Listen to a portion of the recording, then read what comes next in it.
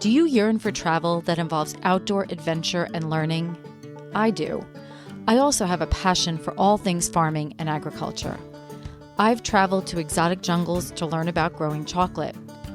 I even once owned my own organic vegetable and sunflower farm. And now I'm planning my journey back to agriculture. Agritourism, defined as travel that involves some type of agricultural experience. Agritourism is all about entertaining. But the marketing strategist in me knows that, at its core, agritourism is really about educating, and education affects change. My future farm needs to deliver a profound experience to all of its visitors. It needs to educate people about food, health, and climate. Join me to learn from experienced agritourism farmers and entrepreneurs and help me build my future farm strategy. And who knows, maybe one day soon you'll find yourself in a tropical jungle cutting open cacao pods with a machete, or savoring an outdoor plant-to-plate community dinner with 100 guests at a farm in Illinois. So let's tap into the agritourist in you. We're continuing our conversation with Medway Community Farm, this time taking a deeper dive into one of the most unique and impactful parts of their operation, education. If you listened to part 1, you heard how this farm is rooted in community, food access, and connection. In this second part, we build on the foundation and explore how they've created an education model that goes far beyond what you typically see on a farm. What makes this conversation so compelling is how intentional and layered their approach is. I'm joined again by members of the Medway team, including Tina Wright, Board Director, and Education Coordinator Marlee Blasenheim, who share how their programs have evolved, from having very little structured education just a few years ago to building something that is now deeply integrated into the local school system and community. From early childhood exposure to hands-on growing experiences and beyond, this is education that grows with the learner. As you listen, I invite you to think about what's possible when a farm fully embraces its role as an educational space. Because what Medway has created isn't just programming, it's a pathway for connection, understanding, and long-term impact. And for anyone thinking about agritourism or community-based farming, there's a lot to learn from what they've built here. This is Jen Ross, your Agritourist podcast host. Please leave us a review, subscribe, and share this podcast. Enjoy this episode. Tell me about your role at the farm, at Medway Community Farm, and then also, I guess, Marlee's role, just so I understand the differentiation. Okay. So I am on the board. I've been on the board longer than I thought I would be. Boy, Carol said the same thing. It's been a very challenging 7 years, but we've really done really turned the farm around, and there's more ways than I can even talk about. The town people have just been really supportive, and great things have happened. So about 4 years ago, maybe 5, we really didn't have an education program per se. Part of it was because of health restrictions. We had to have a nurse. You can only do 2 days. And we also didn't have staff. So we really weren't doing many programs. And that was an area that I really felt we could improve. So I started handling or overseeing education about 4 years ago. Okay. And then just about 2 years ago, actually 2.5 years ago, we were able to get a grant to partially fund a part-time education director, who was Marlee. Okay. So we started interviewing, and we hired Marlee last March, actually March 1st. And so she is in charge of education. Her background is she was in Berkeley, California, and actually ran a school program for 800 school kids in a number of different other schools. And then when she came back here, she was an assistant farmer, and she has now her own 1-acre farm that she farms with another woman. So, oh, great. So when I got her resume, I was like, OMG, this is perfect. And she has been great. So my role really at this point is to try to give Marlee the support to continue to expand the program and to really figure out how far the program can expand in terms of infrastructure at the farm, access, space, resources. So she and I work fairly close together, but I really try to give her a lot of autonomy unless she needs help. Because one, she knows education better than I do. I just think it's an opportunity, and we've got some very strong education programs in place. And Can I just back you up 1 second before can I back you up 1 second before we get in? Because you do have some amazing education programs. When you first came to the farm, what were some of the challenges? Like, what was going on that, because Carol, talked about the same thing. I'm just curious. I want your viewpoint. And I'm also asking because, this helps other people as they're thinking through some challenges. And I'm going to be working with Nurse Farm, in the Massachusetts community, in the Metro West community. And I like to highlight some things because other people might be sharing those same issues or challenges. So who are you going to be working with? I'm going to be specifically working at Nurse Farm in Westboro. Oh, cool. And and Haley and I have become close because we're talking about a lot of things. Haley from Westboro? Yes, Haley from you, from Medway. She's great. She's great. Yeah, very happy with. She was on the interview, so we've been talking a lot. So I got to share the very first year that the farm started because I liked vegetables and I wanted to support the farm. And we had a lot of bok choy the first year because they were getting the field ready, so to speak. And the young woman who started it was phenomenal. Probably one of the best farmers I've ever met or had a chance to, be in touch with. And she did a great job. And I think initially it was wonderful for her, but she wanted her own farm. So she moved on, and we had a couple of different farmers. So and probably probably 9 years ago, realistically, I was approached by someone who was on the farm board, who's very involved in the town, said, "Do you want to be on it?" And I said, "No, absolutely not. I love my vegetables. I'm already doing stuff. It's not what I will support it. I don't want to be, working with it." Fast forward another year, and things have continued to get bad. And what happened is, with my understanding, and this is just secondhand because I was not involved at the time, board members dropped off as things got worse. And I think part of the problem is the board at the time probably had liked the concept, didn't necessarily have the business acumen, and really didn't understand. So when something's new, and so you don't know what you don't know. And I always say the first person in the job is not going to make it long term because people don't listen to them until they leave, and then they find out they had a good point. And I think that's what happened. Okay. And so but by that time, all the reserve that we had was spent. We were at least $50,000 in the hole. We had one person who was still on the board from original, or two, and a farmer who hadn't been paid in a couple of weeks because there was no money. So literally, I felt like, do you ever watch the It's a Wonderful Life?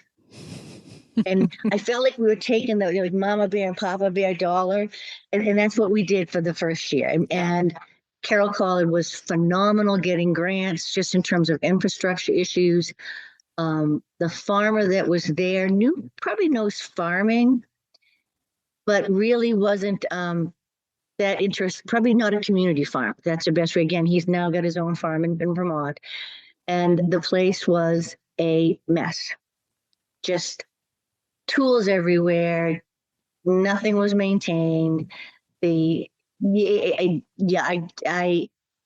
walked on and went, wow. Two things I've learned there. One, a farm is a farm. So you're going to have dirt. You are going to have stuff around, but there's a difference between not taking care of things and just having a working farm. Right. So that was a challenging couple of years, but we did okay in terms of shares and everything else. And then that farmer left to start his own farm also, and we hired the person who was before Haley, and had some great ideas, did a wonderful job helping us clean up the farm and doing some marketing. In my opinion, either didn't understand CSAs or just was probably a better consultant than farmer, hands-on farmer. That's just, and so we really lost a lot of CSA shares, but at the same time, we were increasing the public face of the farm, the knowledge, plus Carol was getting grants. So things were happening. I think the little farm part was not as strong as it wasn't as strong. There's no other way, particularly because I've been a CSA member forever, and I followed Brittany, the first farmer, and I love vegetables. So I knew what I was getting. And so so I knew we weren't doing it in a way that we should. So everything kind of went by the wayside last year. We lost the farmer in May. Did not hire a new farmer that really worked. In May, that's a tough time to lose the farmer. It was somewhat by design, not on our part, but we had two young women and an incredible field crew that just, and the board, I want to say a couple of members on the board just really stepped up and got us through the summer. And it was probably the best harvest I'd seen in 5 years. Wow. We also had deer fencing, so deer fencing helped a lot. But they were just amazing, and but we still have and then we did the search and found Haley, and I luckily I get to do all the initial interviews, and we just had the team in place now. As far as I know, seems really knowledgeable, really excited. From what I've seen from Haley, she's organized. She's got both strategic and tactical, knows. And so your opinion is the same. Yes, absolutely. I really like her. And we've been talking about some markets and stuff, and even possible collaboration, because it's hard to get to markets every week. So if there was a way, we could help each other, so we've been talking a lot, because, I had a farm here, so I know the challenges. I had a CSA, I had a mobile farm stand truck, I did farmers markets, the whole thing. It's a lot, labor has to be factored into that. So education. So did I similar to Carol? Did I? Yeah, no. I just wanted to get your perspective on that. Definitely helps. I feel the pain. I get all that. It's tough. It is tough, but you guys powered through it in an incredible way. And that says a lot about your board and the team that's working there. So that's terrific. So education. Education. So when you said you couldn't do programs because of health department issue, what were you I guess how are you defining education programs? Because I know I am so intrigued that you have classes coming on a regular basis, doing a whole curriculum at the farm. That honestly, I have interviewed people globally, and you do not see that a lot. So I'm so impressed by that. But I'm curious, take me back though. What were you initially thinking about when you were saying the word education? So to me, education is a lot of different things, and it's not just the farm, but it's also the woods, the water, everything. And it's adult education. It's in some respects community education in terms of getting them on the farm, and when they come into the farm stand, helping them to understand. It's okay to try. Hacker eye is actually pretty good. You've never seen it, but here's what you do with it. So it's what I would say farm-based education in terms of just teaching the community about a farm and what it can do, and letting people have access. So that's the I want to say the easier thing, but more the overreaching thing. Yep. And then education is really whether it's starting them young, but then also bringing them all the way up through high school. And in terms of being access to the farm, access to the outdoors, and it may be bees, it may be nature, it may be pollen, it could be anything. And then it's adults really trying to get them in terms of if they want to do farming. We have a bee grant, I would love to do stuff with bees, in terms of making honey, or even so getting people outside, getting them connected to what I would consider healthy outdoor activities, healthy food. Yep. Just a totally different community than I think most people see. Yep. So that's big picture. That doesn't happen all at once. Yes, I know. Especially with what we had. So Carol Collard actually probably worked with the schools for the 4th grade program. I don't know. I think it was a couple teachers that first asked. Yeah, that's what she said. She did the whole thing, and then, everybody wanted to do it. And then, of course, COVID hit, and we were still catching up. And And that's pretty much probably when I started to get involved, when it came back up. Um, and but we only could do school-based programs because we're not a camp. But Parks and Rec in Medway is not a camp, but they have a special thing through the state, the Parks and Rec. So we were able to do our programs under them, which gave us a lot more latitude, but also a lot, I want to say, immediate infrastructure in terms of registration, making sure it was legal, having the books, the oversight, that, because truly, I mean, Carol is really good at details. I suck at details. I have never filled out a form right in my life, and I have no intentions of fixing that at my age now. So if I had to do all that, it's not, it would have been a mess. Just a mess. And then when Marlee came, and they've been wonderful. They're very supportive. We have very good synergy with them. And Medway Community Education, because it's school-based, it's school-based, whether it's community ed or that. If it's Parks and Recs, it's more of a farm-based program. Does that meaning, and Marlee gets to drive it. But the nice thing, having her only have been here for a year, and when she first started, is she didn't have to do that stuff. So she could learn, she could focus on curriculum, figuring out opening that. Okay. Then I hope we can continue, because I actually think it's a really good partnership. And I think we'll be able to provide better value and better programs without us having to worry about, at least for another couple of years, developing our own program, all that stuff. So that to me is education. And we now have, I don't know if you know about the outdoor fun that we do with kindergarten and first grade. That's 3 6-week sessions, 1 hour. 1 hour is a very long time with 5 and 6 year olds. Just saying. You can be honest. But tell me about that program. So we've had that for a long time, and it was more just getting kids again outside.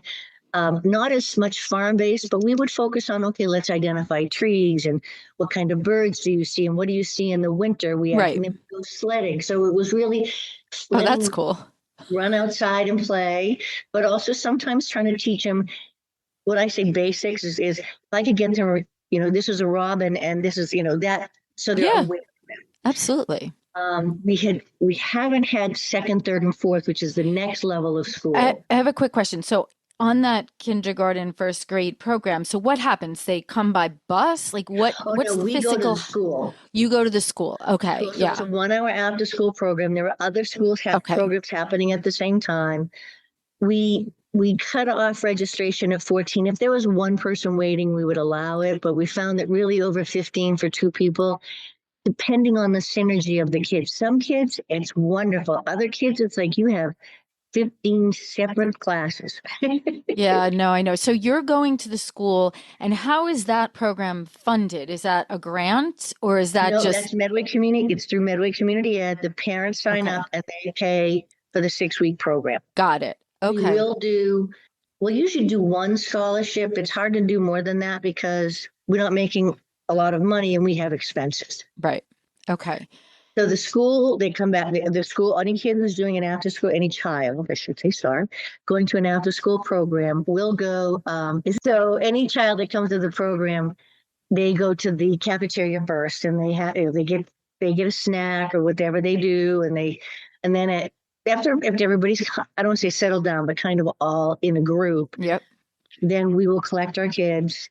And if it's not raining, like today with the rain, they'll do a snowflake or a outdoor based indoor project. Okay. And so if it stops raining, we might go for just a quick hike around just to get them to run. But we had so much snow this time that we actually did do 2 sledding days. And then we had hot chocolate and they just loved it. They were soaking wet and it was great. But next week, if it's a night, we will probably do a trail walk and look, because spring's coming. Some of the spring things that they'll see, like the the ferns, that are and Jack in the pulpits, and so that type of thing. So it's really just trying to get them exposed to paying attention. That's great, though. So, and then but Marlee is doing a second and third grade program. Do you know we have the second and third grade beds So I think they mentioned it, but you could so go through all of that because I'm curious about each of the the way my grades. schools are set up, it's K in first grade in one group, then second, third, and fourth in another group, and then 5 and 6, 7, 8 in a combined school but separated. So second, third, and fourth, we again get another grant. So they rebuilt education beds at the school. There's Okay. there's 16 beds because there's eight second grade, eight third grade. It's fenced in about 4 feet high. And the very first week, we just couldn't do it in the spring. The schools didn't have the capacity, and we didn't. So the very first week of after the first week of school, it's a zoo. We plant 16 beds. Each class gets their own bed. It's and second grade and third grade. And Okay.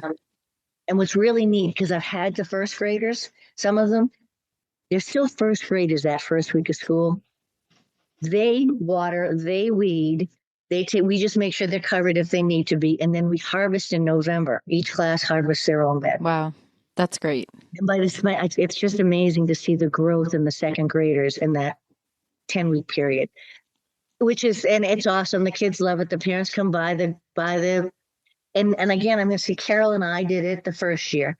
When Marlee came out and what it just it's such a difference having someone who one has experience. And Carol is again much better than I am, but Marlee just has it's organized, it's coordinated, it works. So it was a great time. And then the third graders all talk about it. They go, "We're going to be at the farm next year, right?" So they've now planted their own for 2 years, and this will be this fourth grade group has done it for 2 years, so it's really kind of neat. It'll be their experience because we just planted this past week. So we went to the school and each class planted their trays that they're going to plant in their beds when they come to the farm in April. So the fourth grade program is they plant their seeds, we take them back, and then in April they plant their seeds. Then May they come weed, and then June they harvest.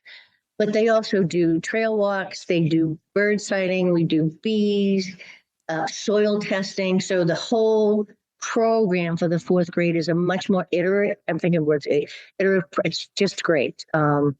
And So the fourth graders are at the farm physically. And correct. how does that work? So are they coming during the school day? The whole school day. So The whole school day. we just planted the seeds. We came back. We'll send them pictures in like 2 weeks. Here's your seeds, and then here's your seeds. April they come. They have two buses. They have two groups of two buses. The first bus is 4 classes. They're introduced, and then they each have a station. Then the bus goes back and picks up the other group, and Okay. then they start with their station. So it's usually I think two, and then like again the classes. This is what they do. Everybody has lunch together, which kind of it works out well. And then they finish up. They plant. They water. They do a trail hike. And then they leave at like 1:30 and 2 o'clock to get back to school. And Okay. I think we go back and imagine getting those kids to do anything after being on the farm. No. Recess. But they are also curriculum based.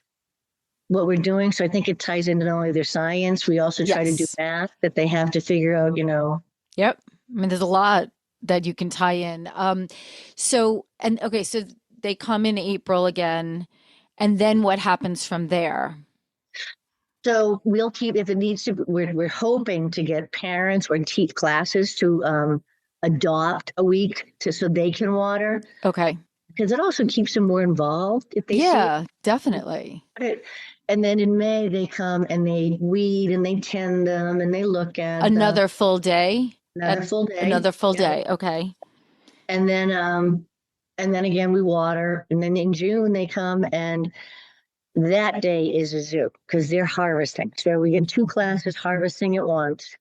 And again with Marlee, it was a little more organized. So like we used to just pull up the roots. This time if you cut something, kids learn to Right. cut and that type of thing. Then they bring them to the wash station, they wash them, and then they sell their vegetables to their parents. And Wow. over, we try to donate to the food pantry. Okay, so June, then school gets out basically. School Week ends. later, like a week Yeah. later. Usually. So that's terrific. So basically the whole spring, they're coming like once a month basically for a Correct. full day. And that so is that and you might have said this, so just like I'm just trying to break it down. And is that's a grant that you have or the school is funding? It was funded initially with the grant, but now it's part of the school budget. Wow. We provide, That's amazing. yeah, and then any money that they make when they sell the vegetables goes back to the. How did the school get that approved? I am It so was impressed. it was really, I mean, I think I know it's not, I don't know if it's PTO or whatever paid for it, and then they did actually work with Carol to get a food grant that was part of it, but there was other things. So I think it's just become it really is a totally experiential education program, Yeah. and it's wonderful. It's just wonderful to see the kids and all different kids. So it's That really, model right there is I love it. I think it's something that should be replicated in yeah. many schools and you don't see that. So I'm really impressed by that. So that's what It you guys really is a commitment accomplished. by the Yeah. teachers and the school system and the superintendent. I mean, it has been, um, and it's been wonderful in every way, shape, or form. I mean, I think the farmers who are at this point trying to get their crops in the ground also just loves. It's just a really cool. It's a really cool couple days. So Absolutely. So, okay, so that's fourth grade. So they graduate. Now, what happened beyond fourth grade? Do you do anything else? so again, Marlene's only been here for 7 years. Come on, Marlene. So she'll be doing a spring program with the second and third and fourth grade this year, which they will actually plant in the spring. It will be a garden-based program Okay. for any kid. So, and it'll be once a week so they get to plant and they'll also get to do some harvesting, but so that'll be fun. And the next question is what can we do to continue it with the fifth, sixth, and Right. seventh? Fifth, sixth, seven, eight, really, because then in the spring and usually in the fall, either some of the football team or the cheerleaders or the sports teams. We have a couple in English class, 2 English classes will come and help out in the spring. So the high school kids do get to participate, at least some of them.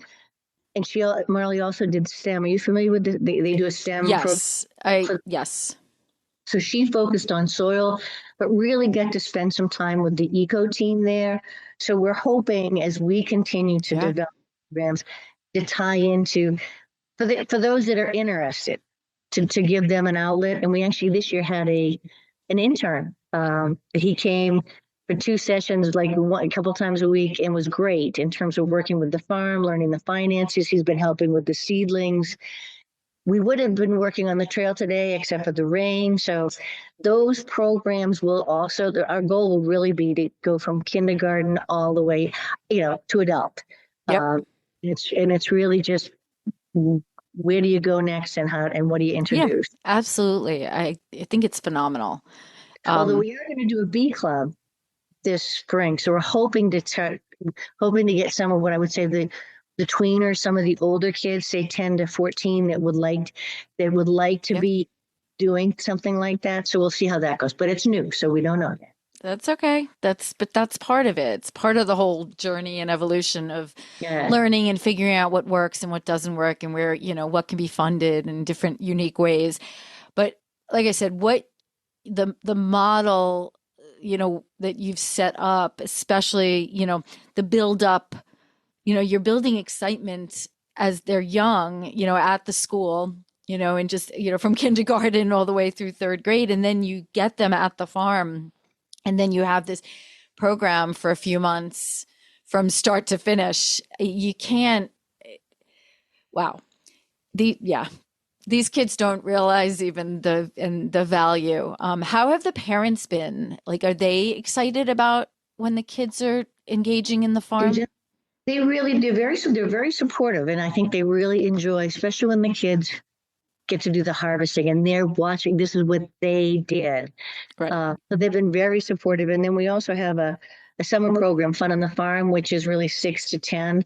And we're hoping to be able to do that through 11 to 12 with a little bit more sophisticated Okay. things, orienteering, trail walks, a little bit of both, trail work, bee club, that type.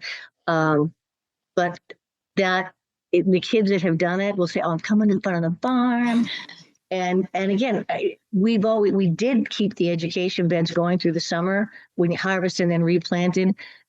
But having Marlee there as opposed to myself or someone who was really more, we'll be going to the herb garden, which has been it's beautiful, reestablished, and maybe getting some basil and then taking a tomato and trying it. So they're actually going to be, when I say more experiential, they're going to be trying some of the stuff they're growing. Yeah. But we also donate. They actually harvest, clean, and then also donate to the food pantry. So the kids that are coming to Fun on the Farm, it is multi-town, and I love having more towns there because it's good for the kids to meet people differently too, in a different Absolutely. but they get to, so it's their beds, they're weeding, they're picking, they're cleaning, and they're donating. So it's just as well as testing. So it's just been, so far, I've been very, very happy with how the program's grown. And I'm really excited to see where it can go. Yeah, no, I am too. It's exciting, and you can hear the passion in your voice when you talk So, about it. There's so many levels of positiveness that come out of this that we don't even so realize. I mean, there's health benefits, there's the education, there's these kids learn so many different skills, not just science, but there's so many different skills, like that's real right. tangible skills that come out of this.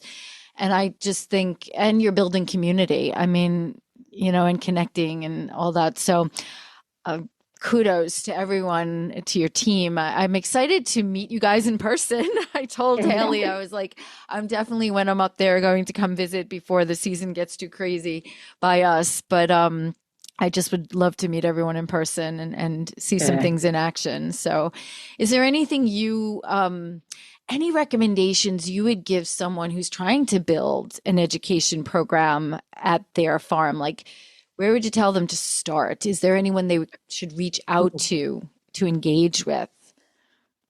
Well, I would say if you don't have someone that you can hire, really, Carol has been great because she's got definitely more years of experience than I do. So luckily, some of the stuff I was able to inherit. And then there really is just a question of trying to make it a little bit more sustainable with getting someone that's Yep. hired to do the role and also has a different level of expertise. But initially, I think I would just look to say, okay, start out small. What makes sense? Can you do an after school program? Can you do something like the Fun on the Farm? And we only do 4 days a week, not 5 in the summer, which I think has really worked out because the kids are still excited, but then they have some time off. If that, like they have a day that they're not. And then the other piece I think is you need people to help support it. We've had some really good volunteers. Carol and the Master Gardeners have been phenomenal with the 4th grade program and then helping with the 2nd and 3rd. Lauren Hofer, who was a board member and is retired, is still very involved in education, and she really did yeoman's work when we were those years when we were trying to figure out how to get everything done. Yep. So I would also say you really need people that are going to give you support, whether it's board members or committee members, because as you're developing it, you don't have necessarily infrastructure and the outside resources to help get it going. Yeah. Okay. Well, it was a pleasure meeting you, a pleasure learning about all the amazing things that you're doing there. And it is a model for other farms, I believe, based on the farms that I have spoken to and my own personal experience with education. I've personally learned a lot that, is food for thought for Nurse Farm and other farms that I interact with. Hey, Marlee. Hi, how How are are you? you? So tell me a little bit about your background. We'll get into the farm and everything, but what's your background? So I I say I've been, the short answer is like I've been a farmer and educator for about 11, 12 years at this point. Started farming when I was in undergrad, in 2010. Okay. Um, and kind of farmed all through college, and then also became passionate about education, and so tried to kind of I did like just farming. I did just kind of like substitute teaching, tutoring work in the various places where I lived, and then ended up in Oakland, California, and I got a great job doing garden-based education work for Berkeley Unified School District, and I did that for about 6 years. Ran two school gardens Wow. in two elementary schools in Berkeley, and kids would come out kind of like it was music class almost. They would come every other week for a 45-minute garden class with Farmer Marley. Um, Oh. and and then life brought me back to the East Coast, and I moved to Providence, where I'm based now. And I got kind of back into strictly kind of just vegetable farming for a couple of years until I found Medway, and it came at the time where I was missing education work, and now I'm here. So Yeah. tell me a little bit about the passion for farming and the passion for education. What is that about? Like, what is it that lights you up when you are doing it? Um, I think that there's a real kind of importance that I feel towards self-sufficiency, in our communities, um, and empowerment through like being able to kind of not just both understand the world and the context that we live in, and also to be able to kind of come together and meet this critical need of feeding ourselves. And so um, I love being able to grow food for my community, but I love even more being able to teach my community um, how to grow food and to kind of grow food with everyone around me. And so uh, I think I fell in love with farming and teaching a little bit separately, and then kind of progressively came to the point of, wait, these are two really important things. I also think that um, education enhances our work as farmers to be able to kind of turn around and like teach people like how to use some of the things that we grow. It's pretty essential to like also help people understand how a food system works. And on the flip side, I think that the tactile work of gardening or farming, especially with young kids, especially with neurodivergent communities, is a really wonderful way to access and teach math, science, Yeah. history through experiential learning. And so I think that they um, are essential parts of our work as communities, but also really both education and farming help each other to kind of move forward. Very well said. I love that. I love that. It's one Thank you. of when I had my farm, I had a farm on Long Island, and that's where I live right now. I'll be moving up to Westboro in soon, in a few weeks. And I'll be working at Nurse Farm in Westboro. I don't know if you're Right. familiar, but one of the things that we were very focused on at my farm here, we had a vegetable farm and sunflowers mostly, and we had a community garden located at the farm. It was kind of I haven't been to Medway, but from my discussions with many of your coworkers, it sounds very familiar to what I used to do. A lot of our food was donated to food pantries, and we did a lot of work with the community. That was the main mission of the farm. And education, I loved working with the kids. It was just, and we also had a garden with raised beds that was actually paved, and they were beds where a wheelchair could actually roll into the center. Yes. the woman who ran the farm, her son had been in a car accident and paralyzed from the neck down, and she was inspired to do something for him, and then it led into this whole program. And she got a grant to build this garden, so people could the buses could pull right up to a gate, and everyone could just come right in. And it was just, first of all, it was just a wonderful place to be. And everything grew so amazingly well in this part of the farm. It was just like, wonder why. I don't know. It's just, but these raised beds were just, I just loved being in that garden and talking to the kids. And I always use the example of, showing children a mint plant and then making that realization that mint is not an artificial flavor. It's just those little moments are just so powerful and say so much about what's going on in the world and why it's so important and what you're doing and your passion for this and why it's so important. So I love it. I get it. So how did you make your way to Medway? Like, what did you see an ad? Like, how did you make that connection there? I mean, I think it was one of those, oh, this fits in perfectly. I think it was just, through eMassCraft. I don't know if you're familiar, but Not one yet. of the yes, you get the 500 emails a day.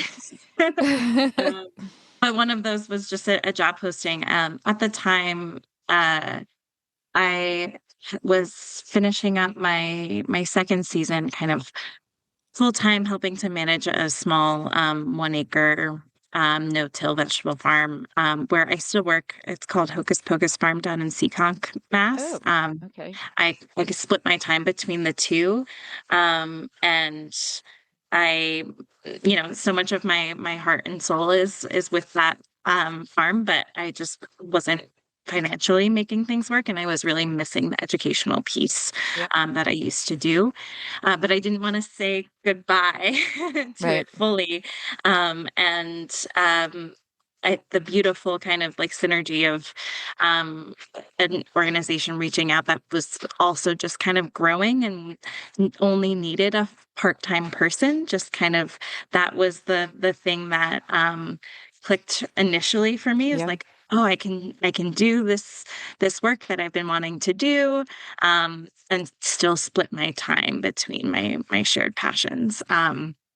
And so that was kind of the initial piece, but I remember my first like in-person interview that I did. I, was driving up. It's a bit of a commute for me, but I used to live in California, so like a Yeah. 45-minute drive is nothing. Yeah, that's my world down here too. Yes. We're a Yeah. small island, but It takes a while to a get up few there. miles could be a lot of time. Exactly. My partner lived on Long Island, so I'm Oh, familiar. so you Yes. get it. Okay. I do. Yep. Um, and so um, I I'm from a pretty small town in upstate New York initially, Where? and Just uh, curious. it's called Postinghill, New York. It's kind of like east of Troy, so like very, very Okay. close to the Massachusetts and Vermont Oh, okay. borders. Okay. The capital region on the Yep. base of the Adirondacks, um, and Medway just reminds me a lot of my hometown. And Okay. I've never had a desire to move back to my hometown, but the idea of kind of bringing my expertise and knowledge back to a community that reminds me of that felt comforting and also like important work for me to be doing. And so that was like kind of another piece that drew me to it. And just also the fact that I got to be involved in a program that was established. I got to inherit some really beloved educational programs from day one that had been operating for many years.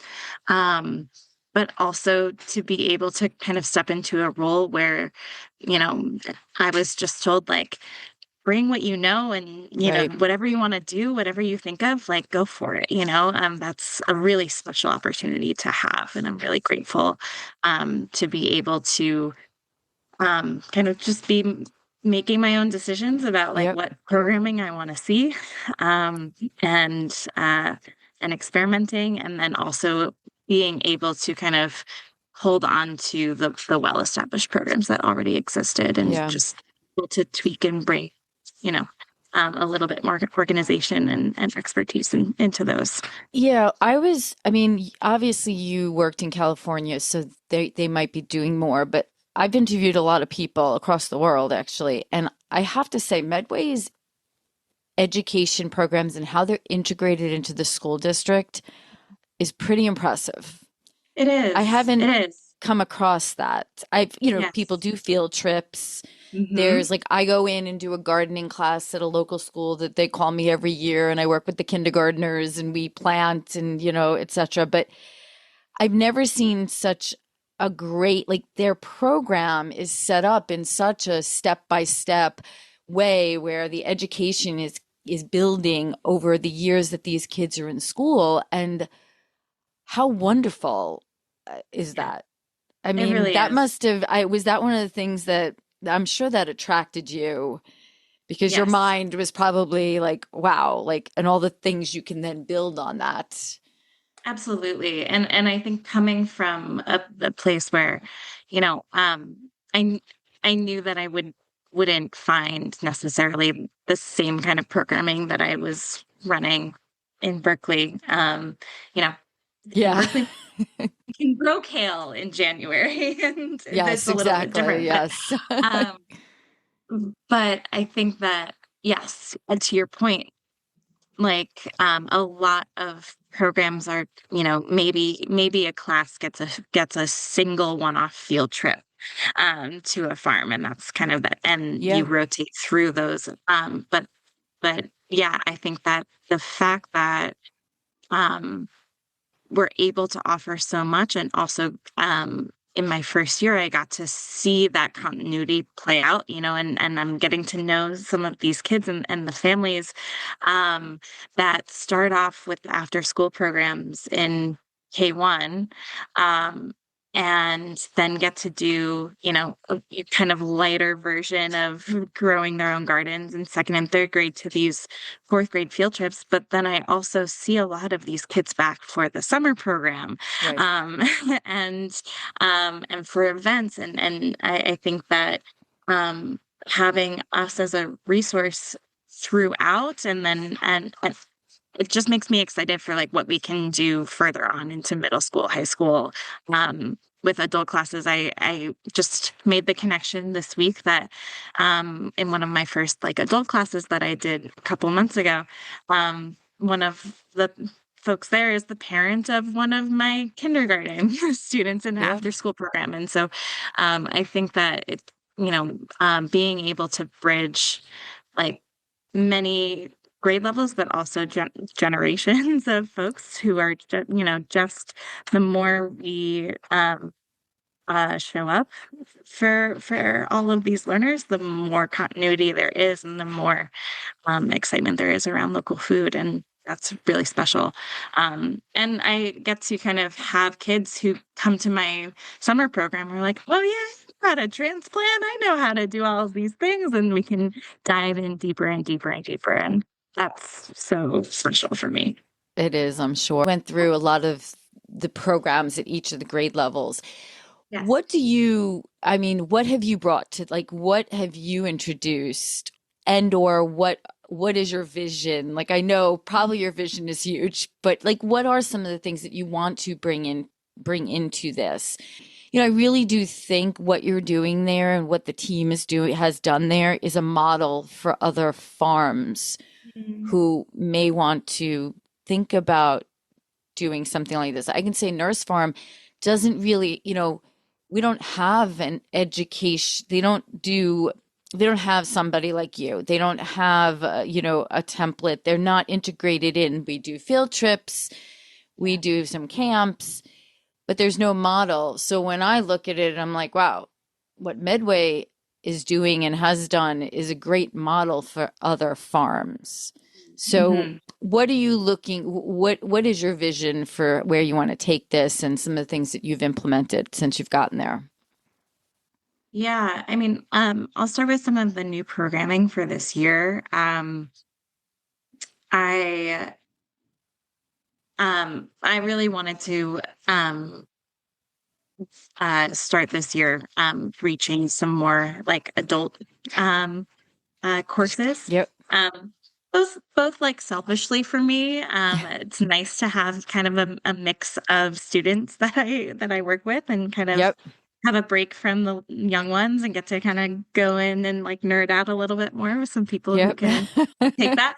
But also I think like to connect with potentially like parents and community members who I remember my first year I would always have like parent volunteers on field trips coming up and asking me questions about things. I was like, well, clearly there's a need here too. Yep.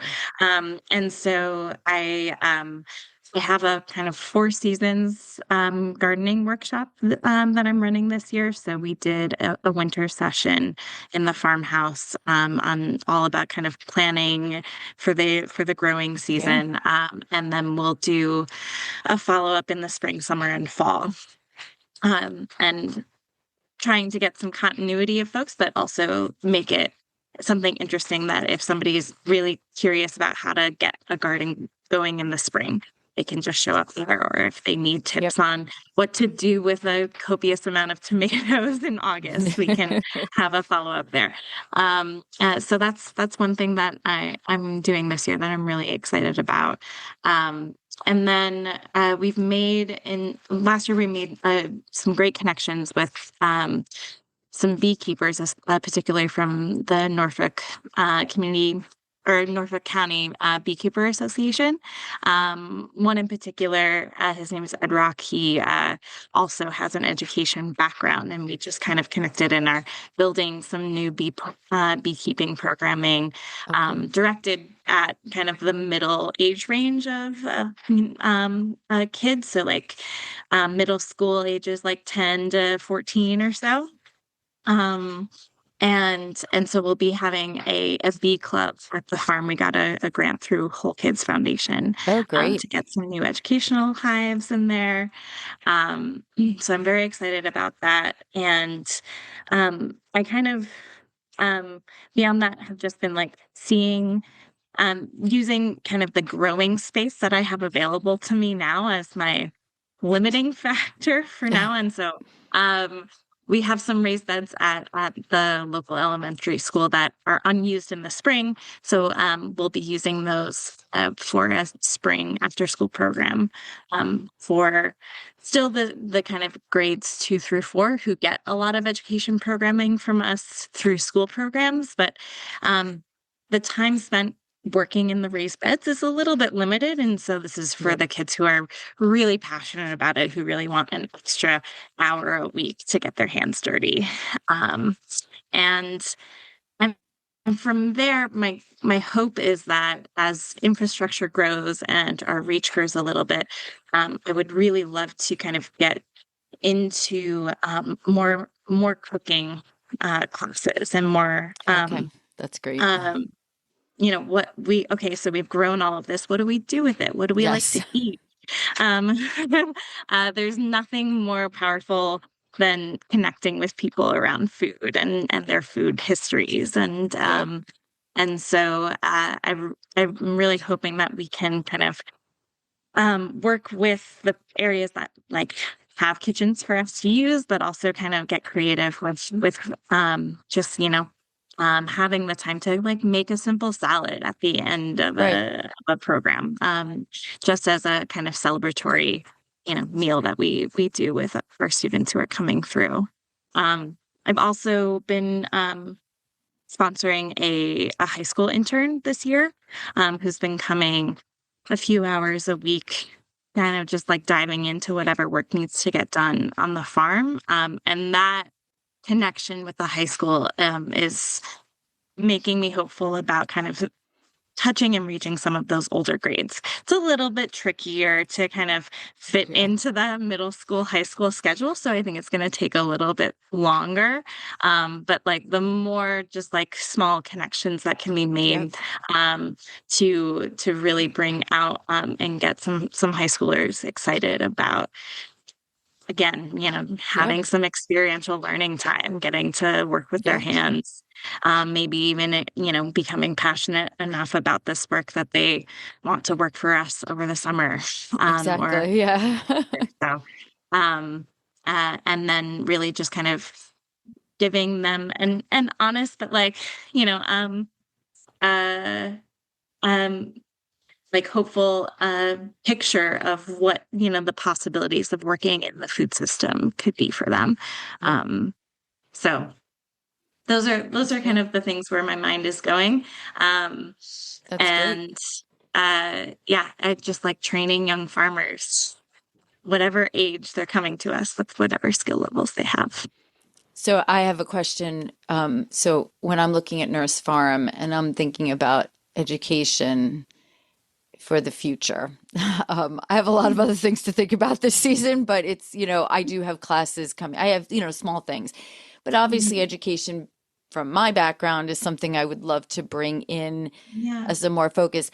What would you recommend I start out thinking about? Like what grade level or what connection should I make? Just like if you were talking to a farmer who's like, okay, I really want to get and do this and I want to do this for my community, how should I start out?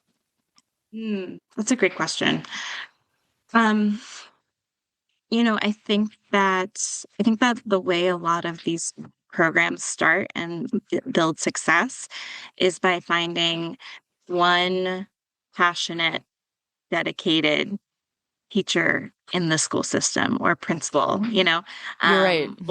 or parent even, Yeah. I even our like fourth grade program, kind of our most well established one that we had when I came in. Um, it had been operating for many, many years and had grown to this place of the fourth graders come 3 times in the spring. They spend, their whole morning with us. They grow, transplant, harvest all of these crops. It started from, I think, like one really excited fourth grade teacher who was like, knew about the farm, was like, can we do something? Can I bring my class out? Um, and so from there it can build. And so I think, um, how do we find those people? It's like community events. It's showing up for um, whatever whatever kinds of you know school community relations work might happen. It's maybe doing some cold emails and cold calls. Yeah. um, but I think it is really crucial when you have somebody connected into the school system Sure. who can advocate and kind of keep pushing for some programming. I, as I'm looking to try to kind of get more deeply into middle school, high school, I'll be looking towards like PTA meetings and just kind of like showing up and making people know that we're here. Right.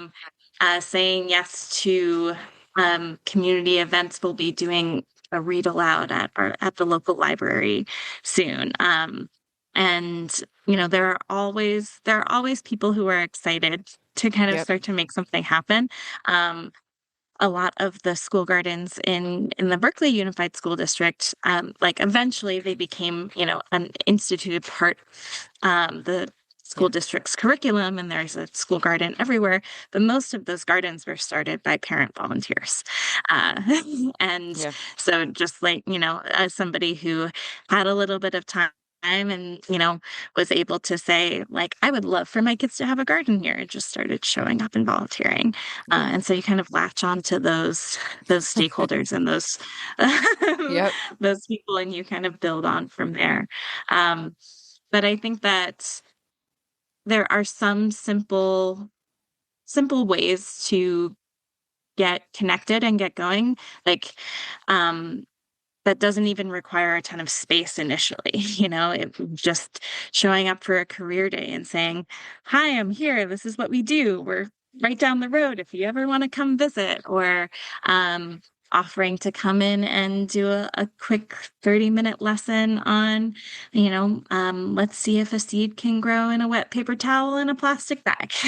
And, and if that's not something that they've done before, or if it's, can connect to what the teachers are doing, maybe you'll like latch on through there. Okay.